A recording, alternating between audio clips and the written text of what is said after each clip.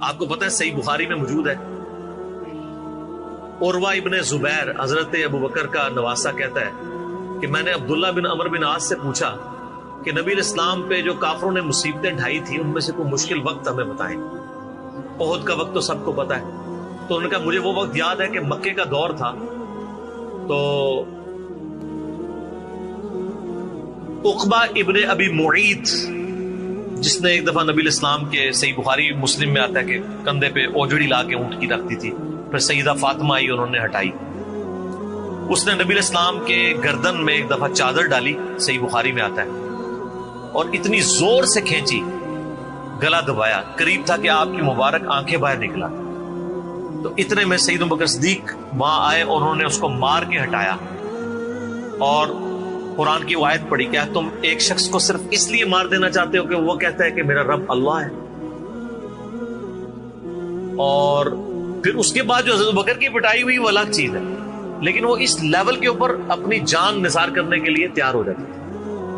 غزوہ احد کے موقع پر صحیح بخاری میں آتا ہے کہ 12 بندے صرف نبی صلی اللہ علیہ وسلم کے ساتھ رہ گئے تھے 700 میں سے، اور ان 12 میں حضرت ابوبکر بھی شامل تھے، حضرت علی بھی تھے، حضرت عمر بھی تھے۔ اس وقت بھی کمٹمنٹ آپ دیکھ لیں، پیچھے نہیں بالکل ہٹے، ہر موقع پہ جہاں پہ قربانی کا موقع آیا پوری کمٹمنٹ کے ساتھ نبی صلی اللہ علیہ وآلہ وسلم کا ساتھ۔ حضرت عمر بن عاص کہتے ہیں بخاری اور مسلم دونوں میں، نبی علیہ السلام نے مجھے ایک لشکر روانہ کیا تو اس لشکر کا امیر بنایا، تو مجھے یہ زوم ہوا کہ میں حضور کا بڑا لاڈلا ہوں، تو میں نے کہا یا رسول اللہ صلی اللہ علیہ وسلم آپ کو لوگوں میں سب سے بڑھ کے محبوب کون ہے؟ تو فرمایا عائشہ سلام اللہ علیہ۔ تو میں نے کہا نہیں یا رسول اللہ میں مردوں میں پوچھ رہا ہوں، تو کہا اس کا باپ ابو بکر، پوچھا اس کے بعد، کہا عمر، اور پھر کہتے ہیں میں حضور سے پوچھتا گیا، آپ نام لیتے کہ میرا نام کوئی نہیں لیا، پھر میں خاموش ہو گیا کہیں میں ان بندوں میں شامل ہی نہ ہوں۔ صحیح بخاری میں آتا ہے عبداللہ بن عمر رضی اللہ تعالیٰ عنہما کہتے ہیں کہ ہم نبی علیہ السلام کی موجودگی میں یہ کہا کرتے تھے کہ رسول اللہ صلی اللہ علیہ وآلہ وسلم کے بعد سب سے افضل ابو بکر ہیں، اور پھر عمر ہے، اور پھر عثمان ہے، اور اس کے بعد ہم صحابہ میں تفریق نہیں کیا کرتے تھے کہ کون کس سے اوپر ہے، ان تینوں کے بعد۔ لیکن یہاں پہ میں ایک ٹیکنیکل مسئلہ آپ کو بتا دوں کہ جب کبھی بھی صحابہ میں فضیلت کی بات ہو رہی ہوتی ہے نا، تو وہ ایکسکلوڈنگ اہل بیت ہوتا ہے، کیونکہ صحابہ کرام بھی اہل بیت کو ایک الگ سے آئیڈینٹی تصور کرتے تھے، اور محدثین بھی، ورنہ تو ظاہر ہے کہ صحیح بخاری میں ہے، مسلم میں بھی، کہ فاطمہ میرے جگر کا ٹکڑا ہے، جس نے فاطمہ کو تکلیف دی اس نے مجھے تکلیف دی۔ سیدنا ابو بکر بھی کبھی یہ جرت نہیں کریں گے کہ کہیں کہ میں رسول اللہ کو فاطمہ سے بڑھ کے محبوب ہوں، کبھی بھی نہیں یہ جرت کریں گے۔ اس کے الٹ آپ کو حدیثیں بخاری مسلم میں مل جائیں گی، وہ ٹاپک الگ ہے۔ میں ایک آپ کو ایک شرعی مسئلہ سمجھا رہا ہوں، محدثین کے ہاں، صحابہ کے ہاں جب کبھی بھی صحابہ کی فضیلت کی بات ہو رہی ہوتی ہے تو وہ ادر دین اہل بیت ہوتا ہے، یعنی اگر یہ فضیلت کی بات ہو رہی ہے تو اس میں حضرت فاطمہ، حسن و حسین، حضرت علی شامل نہیں ہے، وہ ہاں وہ الگ سے ہے، وہ کیٹیگری الگ ہے، وہ اہل بیت کی کیٹیگری میں فال کرتی ہے، اور یہ اہل بیت کی کیٹیگری اتنی اسٹرانگ ہے، آپ حدیث کی کتابوں میں دیکھیں گے کہ صحابہ کرام کے فضائل پہ چیپٹر الگ ہے، اہل بیت پہ الگ ہے، اور امہات المومنین پہ الگ ہے۔ ایون امہات المومنین کو بھی اہل بیت سے الگ سے ذکر کیا جاتا ہے۔ اہل بیت کی ٹرم جو محدثین کے ہاں مانی جاتی ہے، اگرچہ امہات المومنین بھی اہل بیت ہے، لیکن وہ اسپیسیفکلی سیدنا علی، حسن حسین اور سیدہ فاطمہ کی، تو یہ میں آپ کو کیٹیگری بتا رہا ہوں۔ تو بہرحال یہ خود مولا علی علیہ السلام کے بارے میں صحیح بخاری میں آتا ہے، محمد ابن حنفیہ نامی ایک عورت سے حضرت علی کا بیٹا تھا، اس کا نام تھا محمد۔ حضرت فاطمہ کی زندگی میں تو حضرت علی نے دوسری شادی نہیں کی، وہ صحیح بخاری مسلم میں آتا ہے، نبی علیہ السلام نے ان کو منع کیا تھا، یہ ان کی خصوصیت تھی۔ بعد میں انہوں نے کچھ شادیاں کی، اس سے بھی اولاد ہوئی، جس میں حضرت سیدہ حنفیہ نامی ایک عورت تھی، ان سے ایک بیٹا تھا محمد ابن حنفیہ۔ صحیح بخاری میں آتا ہے حضرت ابو بکر کے فضائل کے چیپٹر میں کہ محمد ابن حنفیہ کہتا ہے کہ میں نے اپنے والد علی ابن ابی طالب سے پوچھا، ابا جان بتائیں رسول اللہ کے بعد اس امت میں سب سے افضل کون ہے؟ تو انہوں نے کہا ابو بکر۔ تو میں نے پوچھا اس کے بعد؟ فرمایا عمر۔ اور ان کا میں تیسری دفعہ میں نے سوچا کہ میں اگر پوچھا تو یہ عثمان کا نام لیں گے، تو میں نے کہا اس کے بعد تو آپ کا ہی نمبر ہوگا۔ لیکن وہ تو علی تھے نا، تو انہوں نے کہا کہ میں تو عام مسلمانوں میں سے ایک مسلمان۔ وَمَنْ أَحْسَنُ قَوْلًا مِّمَّنْ دَعَا إِلَى اللَّهِ وَعَمِلَ صَالِحًا وَقَالَ إِنَّنِي مِنَ الْمُسْلِمِينَ۔ اس سے بڑھ کر کس کی بات ہو سکتی ہے جو لوگوں کو اللہ کی طرف بلائے، خود بھی نیک اعمال کرے اور پھر بھی کہ میں عام مسلمانوں سے ایک مسلمان ہوں، میں بھی مسلمان ہی ہوں، بہت بڑا پیر فقیر یا کوئی اپنے آپ کو ایکسٹراڈنری نہ ماننا شروع کر۔ اس حدیث میں بھی سیدنا ابو بکر صدیق رضی اللہ تعالیٰ عنہ کی فضیلت کو خود مولا علی نے بیان کیا۔ پھر بخاری مسلم میں جو حدیث ہے سقیفہ بنی ساعدہ والی، جو اختلاف ہوا تھا، اس میں آپ کو پتا ہے سیدنا علی نے بیعت نہیں کی تھی حضرت ابوبکر کی 6 مہینے تک، بخاری مسلم دونوں میں آتا ہے۔ پھر سیدہ فاطمہ بیمار ہو گئی، ان کی تیمارداری کرتے رہے، پھر سیدہ فاطمہ فوت ہو گئی۔ بخاری مسلم کے الفاظ ہیں، حضرت علی نے حضرت فاطمہ کی وفات کے بعد دیکھا کہ لوگوں کا رجحان ان سے کم ہونا شروع ہو گیا۔ جب تک حضرت فاطمہ زندہ تھی تو ظاہر نبی اسلام کا ایک وہ معاملہ تھا، تو پھر انہوں نے حضرت ابوبکر کو پیغام بھیجا کہ آپ میرے گھر آئیں اور اپنے ساتھ کسی کو نہیں لے کے آنا۔ اس حدیث کو روایت سیدہ عائشہ کر رہی ہے اور حدیث بخاری میں بھی ہے، مسلم میں بھی۔ اور اما عائشہ کہتی ہیں کہ سیدنا علی کی خواہش تھی کہ حضرت عمر نہ جائے کیونکہ ان کے مزاج میں ذرا تیزی تھی۔ تو حضرت ابوبکر حضرت علی کے گھر جانے لگے تو حضرت عمر نے روک لیا، ان کا آپ کو میں اکیلے نہیں جانے دوں گا۔ ہائے ہائے، ابو بکر تو پھر ابو بکر ہے نا۔ انہوں نے کہا اللہ کی قسم نبی کے گھر والوں سے ہمیں کوئی شر کی امید نہیں ہے۔ ان کو تھا کہیں بلا کے ایجنسیوں کے ہاتھوں گرفتاری نہ کروا دیں۔ آج کے دور میں بات کروں تو حضرت بکر اکیلے گئے۔ سیدنا علی نے حضرت بکر سے کہا کہ اللہ نے جو آپ کو ہم پہ فضیلت دی ہے اس امر خلافت، ہمیں آپ سے کوئی حسد نہیں، لیکن نبی الاسلام کی قربت کے ناطے اور آپ کے اہل بیت ہونے کے ناطے ہم یہ سمجھتے ہیں کہ ہمیں اس مشورے میں شامل کرنا چاہیے تھا۔ تو سیدنا ابوبکر نے رونا شروع کر دیا۔ رونے کا مطلب یہ تھا کہ انہوں نے اس چیز کو ایکسپٹ کیا کہ یہ ٹیکنیکلی مسئلہ مس ہینڈل ہوا ہے۔ لیکن وہ کیوں ہوا، وہ میں نے پورا 3 گھنٹے کا لیکچر ریکارڈ کروایا، مسئلہ 55B، وصی رسول کون ہے اور حدیث قرطاس کا تحقیقی جائزہ۔ جب رونا شروع کیا تو سیدنا علی نے کہا کہ بس اب میں آپ کی اعلانیہ بیعت کروں گا، یہ ہے للہیت، ورنہ وہ کہتے کہ ابوبکر میں بیعت کرتا ہوں، باہر جا کے بتا دینا۔ یہ کام ہوتا تو اکڑ والا ہوتا، لیکن وہ تو علی تھے، اکڑ تو دور دور تک نہیں تھی، زہد تھا، عاجزی تھی، اللہ کا تعارف تھا۔ کہا میں اعلانیہ بیعت کروں گا آپ کی۔ آج کے ہوتے تو کہتے جی باہر جا کے آپ بتا دیں، میں ایک ٹویٹ کر دوں گا پیچھے سے کہ بس ہو گئی ہے ہمارا آپس میں۔ ظہر کے وقت بخاری مسلم کے الفاظ ہیں، سیدنا ابوبکر نماز کے بعد ممبر پہ چڑھے اور حضرت علی کے فضائل بیان کیے اور پھر بیان کیا کہ ان کے بیعت نہ کرنے کی وجہ کیا تھی، اور پھر ممبر سے نیچے اتر آئے۔ پھر حضرت علی ممبر پہ چڑھے اور حضرت ابوبکر کے فضائل بیان کیے اور اپنے بیعت نہ کرنے کی وجوہات بتائیں، اور پھر اعلانیہ بیعت کی، اور حضرت علی ممبر سے اترے تو تمام مسلمان پھر حضرت علی سے خوش ہو گئے کہ انہوں نے اس مسئلے میں قربانی والا معاملہ کیا۔ تو یہ بھی ایک موقع تھا۔ اس میں الفاظ ہیں کہ حضرت ابوبکر کہتے ہیں اللہ کی قسم حضرت علی سے روتے ہوئے کہ مجھے نبی کے گھر والے اپنے گھر والوں سے بڑھ کے عزیز ہیں۔ اور آپ کو مزے کی بات بتاؤں، صحیح بخاری میں ایک کریٹیکل حدیث ہے حسن حسین کے چیپٹر کے اندر، امام بخاری نے ڈالی ہے، وہ امہات المومنین کے چیپٹر میں نہیں ہے، حسن حسین والے چیپٹر میں ہے، کہ حضرت ابوبکر کہتے ہیں کہ رسول اللہ کے قرب کو ان کے اہل بیت کے قرب میں تلاش کرو۔ کون کہہ رہے ہیں؟ حضرت ابوبکر۔ اور اہل بیت سے مراد کون؟ سیدنا حسن حسین، کیونکہ امام بخاری نے اس حدیث کو حضرت ابوبکر کے قول کو حضرت حسن حسین والے چیپٹر میں لیا کہ محمد صلی اللہ علیہ وآلہ وسلم کی قربت کو ان کے اہل بیت کی قربت میں تلاش کرو۔ تو سیدنا ابوبکر صدیق رضی اللہ تعالیٰ عنہ کو نبی الاسلام سے نسبت رکھنے والی ہر چیز بڑی بڑھ کر محبوب تھی، چاہے وہ آپ کے اہل بیت ہوں یا آپ صلی اللہ علیہ وآلہ وسلم کی قریبی کو رشتہ دار ہوں، ہر معاملے میں۔ اس لیے آپ دیکھیں نا، کمپرومائز آپ کو کہیں نظر نہیں آتا۔ سر بخاری میں آتا ہے کہ صلح حدیبیہ کے موقع پر حضرت عمر سے بھی تھوڑی سی مس ہینڈلنگ ہو گئی تھی، یا رسول اللہ ہم کیا حق پہ نہیں ہیں، پھر دب کے کیوں صلح کر رہے ہیں؟ حضور نے فرمایا کہ میں اللہ کا پیغمبر ہوں. پھر بھی تسلی نہیں ہوئی، حضرت ابوبکر کے پاس آئے. پھر حضرت ابوبکر نے ڈانٹا کہ عمر وہ اللہ کے پیغمبر ہے. اور حضرت عمر کہتے ہیں مجھے پوری زندگی اس چیز کا غم رہے گا کہ میں نے بڑی جرأت دکھائی.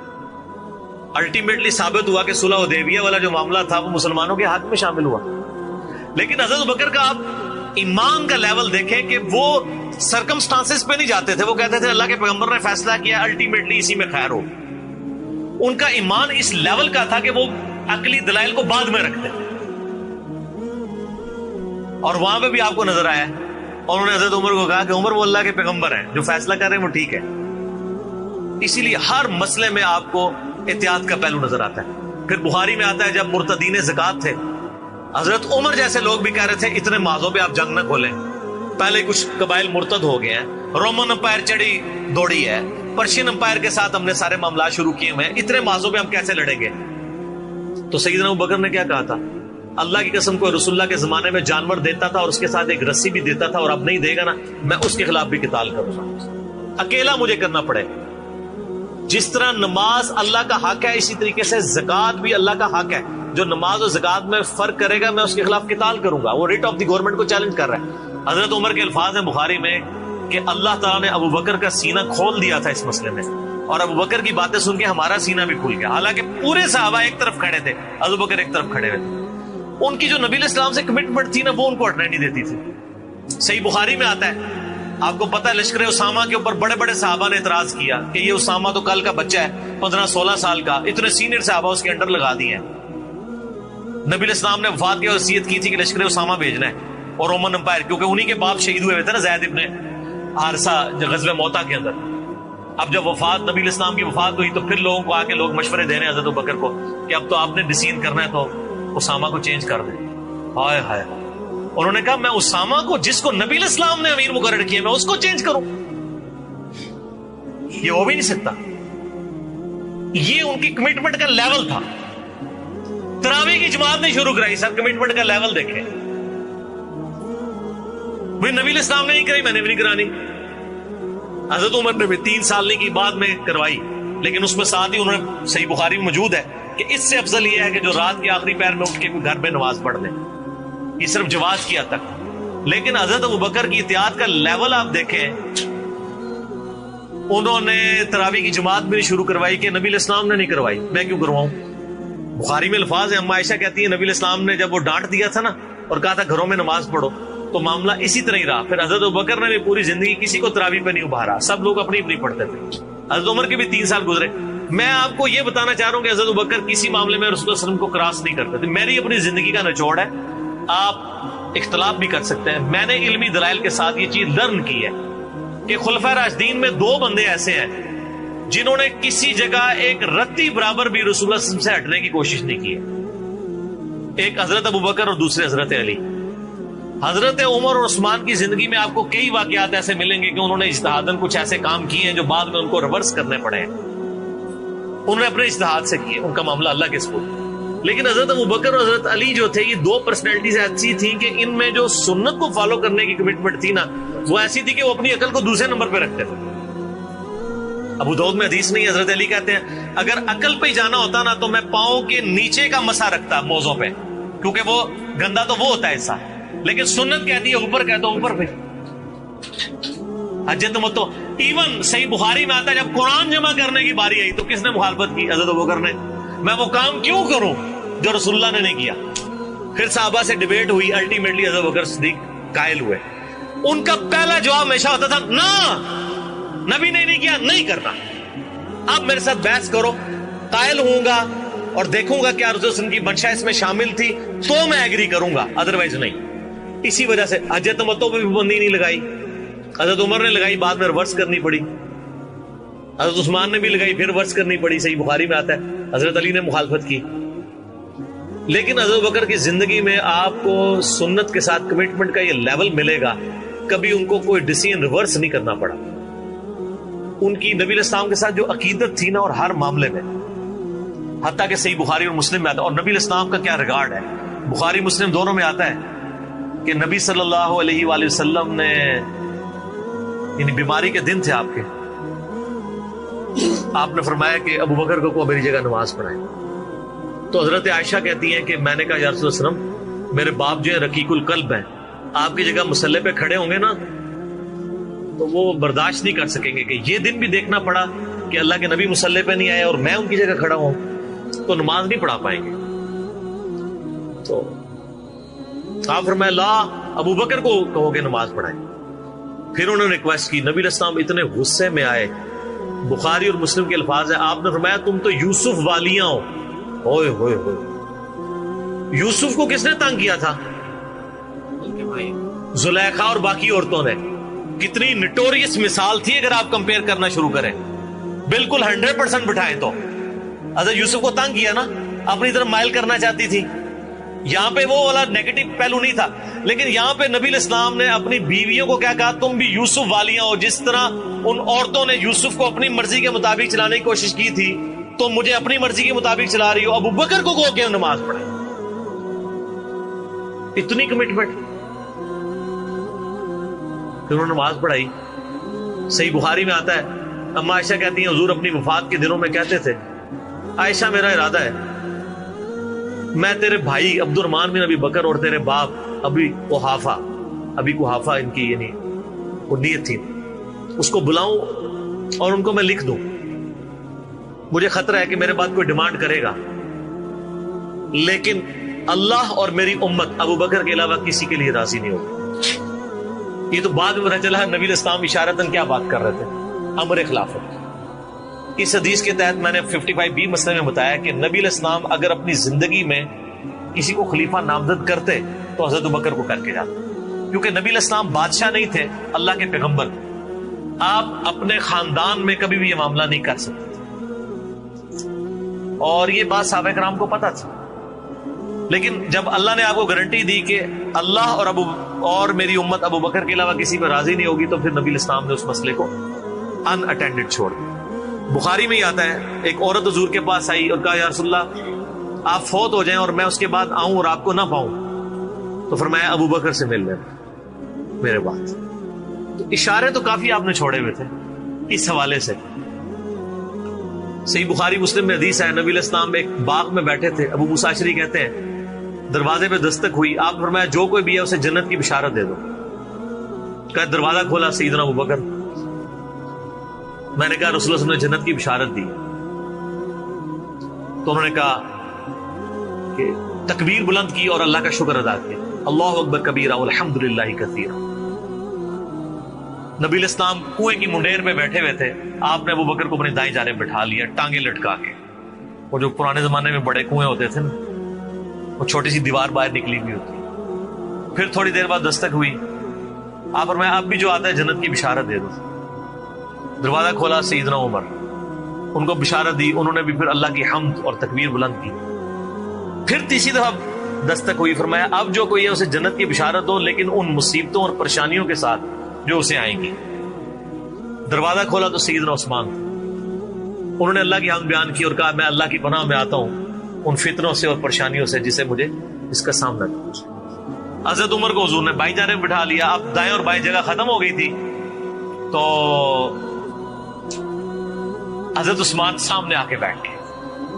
راوی کہتے ہیں کہ میں نے اس سے یہ رزلٹ نکالا ہے کہ ابو بکر و عمر رسول اللہ کے ساتھ دفن ہوں گے اور حضرت عثمان کی قبر رسول اللہ کے سامنے بنے.